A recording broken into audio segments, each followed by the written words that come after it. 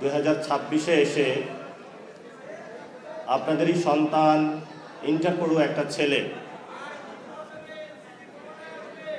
আপনাদের যাদের রক্তের উপরে দাঁড়িয়ে বাংলাদেশে আমরা পরিবর্তনের স্বপ্ন দেখেছিলাম, সেই স্বপ্ন ভঙ্গ হয়েছে।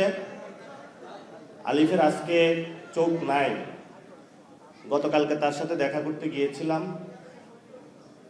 তার একটি চোখে সে দেখতে পারবে না, আরেকটি চোখে এটা এফেক্টেড হবে। ডাক্তার বলেছে ওইটাও রাখতে পারবে কিনা। তার মা বাবা খুবই অসুস্থ, ফ্যামিলি, তার একটা ভাই আছে। ও বারবার একটা কথা বলে যে আমাদের বাক স্বাধীনতা হরণ করা যাবে না।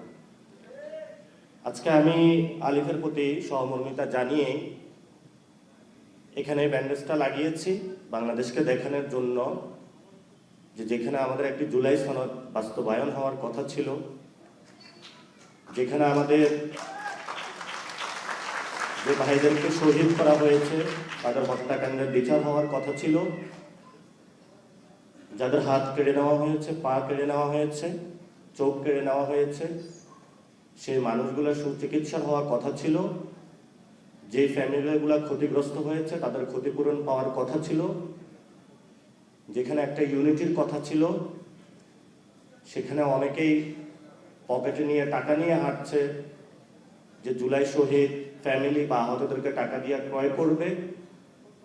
কিন্তু আল্লাহর কি অশেষ লীলা খেলা, বাংলাদেশের শহীদ ফ্যামিলি এবং আহত যারা আছেন তাদের মন এত শক্ত এবং এত পবিত্র যে দুনিয়ার চাঁদ তারা নিয়ে আসলো এবং যত টাকা নিয়ে আসিস তাদেরকে কেউ ক্রয় করতে পারবে না বাংলাদেশে।